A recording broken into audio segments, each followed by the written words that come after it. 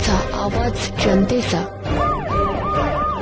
या ठिकाणी विद्यार्थ्यांचे पालक आलेत, तर आता बोलले का जर आम्हाला बसमध्ये जागा विद्यार्थ्यांना दिलं नाही तर उद्या आंदोलन करणार आहोत.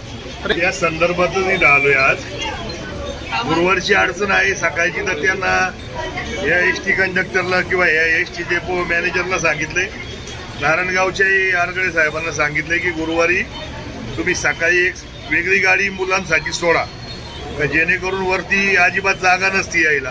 आणि त्या माध्यमातून आज ते त्यांना सांगितलंय.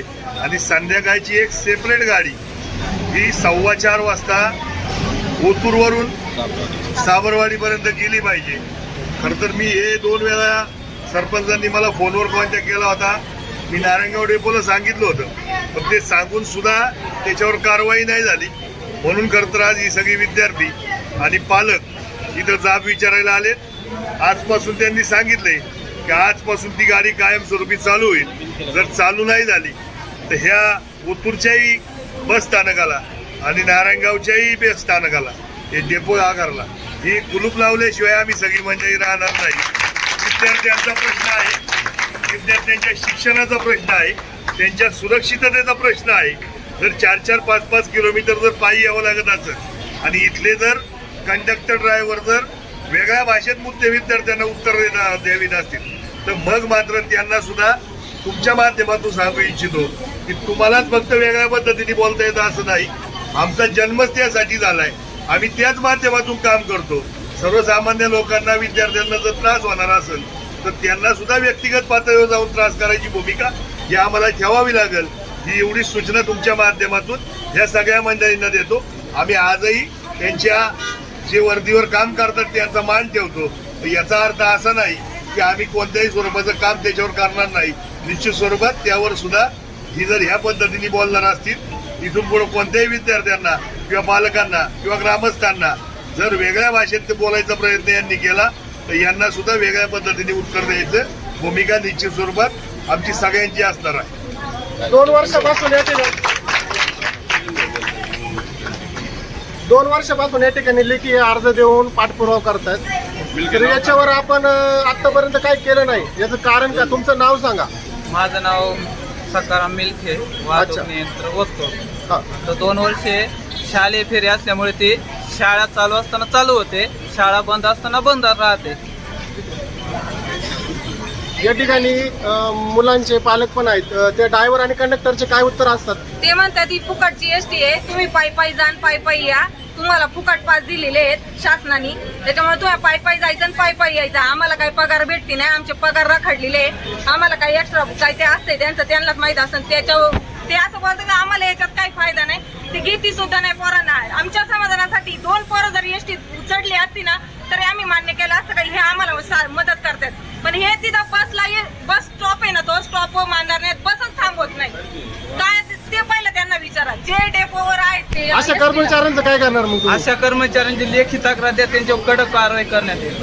हा, कडक कारवाई नाही, त्यांचं काहीतरी केलं पाहिजे.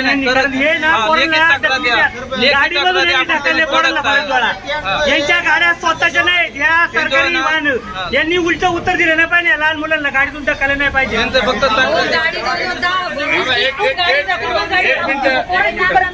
पळत जायचं पोरांनी गाडी मागं, किती लांब पोरं गाडी मागं पडत जातात. आज या ठिकाणी मांजरने या गावातून बस, हे बघा मुलांसाठी बस आली होती पण ती न थांबताही निघून गेली. बस मध्ये मी म्हणते 2 पोरं तरी चढली असती ना, पण यांनी बसच थांबवली नाही. हा पहिला त्यांना प्रश्न विचारा, तुम्ही बस का नाही थांबवली? आणि हात करून त्यांनी गाडी पुढे घेऊन आलेली, गाडी उभी करायला लागेल. आहे ना, ते काय बस उभी, ही बस उभी इथं. पुढे ते कर्मचारी कुठे ड्रायव्हर आणि त्यांना बोलून घ्या ना 2 मिनिटं. या बोला, कोण असतंय तिथे बोलून घ्या. कोण आहे ड्रायव्हर आणि कोण आहेत? त्याने ब्रेक लावला होता का त्यांना विचारा बघ. आणि हात केला होता. एसटी निघून गेली, 4 मुली खाली ड्रायव्हर जाणार कशा पायी एवढ्या वेळाने? दरवेळेस हेच नाहीये, सगळे तसेच म्हणतात. आणि म्हणतो बस हेच नाही, सगळे तसेच आहेत. थोडी पुढे एसटी नेतात, परत एसटी घेऊन जातात. वाहन पोरांनी फक्त पळतच सुटायचं का ते एसटीच्या मागं? एसटी थांबवणार, पोरं पळत सुटली का लगेच एसटी पुढे घेऊन जातात. सगळे तसेच म्हणतात. आज एक मिनिट. आज मांजरणे गावातील सर्व ग्रामस्थ यांना जो शालेय मुलांना जो त्रास झाला त्या बाबतीत जुन्नर तालुक्याचे तालुका प्रमुख शिवसेनेचे तालुका प्रमुख बाबू यांनी सकाळी आमचं फोन बोलणं झाल्यावर आम्ही आज इथं बस स्थानकावर सर्व ग्रामस्थ शालेय विद्यार्थ्यांसोबत इथं आलेलो आहे. मिल्के साहेब या उत्तूर डेपोचे व्यवस्थापक हे इथलं काम पाहतात.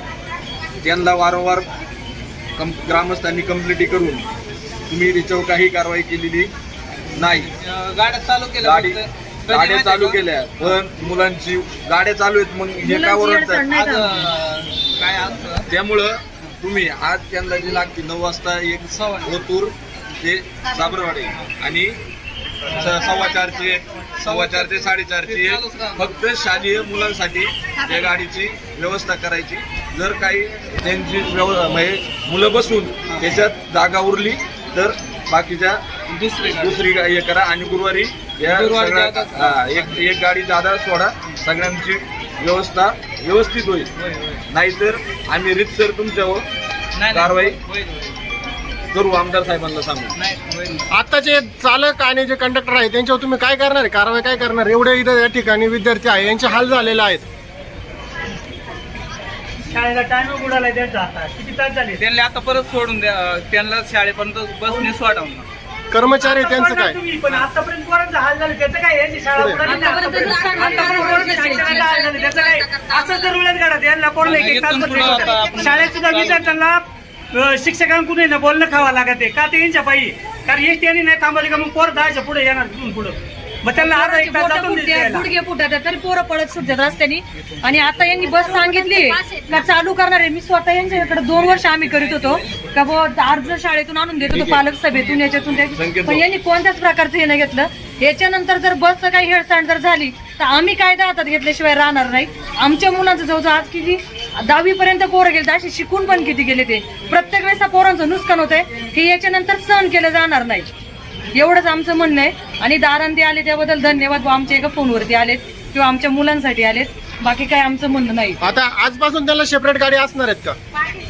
आज इथे आम्ही आल्यानंतर मिल्के साहेबांनी आरगडे साहेबांशी बोलणं करून आज आम्हाला सर्व ग्रामस्थ पदाधिकाऱ्यांच्या उपस्थितीत शब्द दिलेला आहे का रेग्युलर गाड्या ग्रामस्थांच्या वेळेत गाड्या जातील आणि जी गुरुवारमुळं जो प्रॉब्लेम होतोय त्याच्यासाठी एक जादा बस दर गुरुवारी उत्तूर डेपो 9:15 वाजता चालू करणार आहे.